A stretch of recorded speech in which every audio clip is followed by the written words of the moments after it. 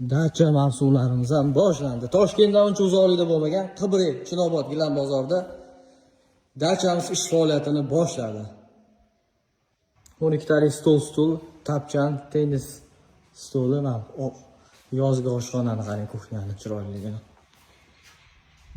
Zeleniy zonalarimiz ham boshqacha.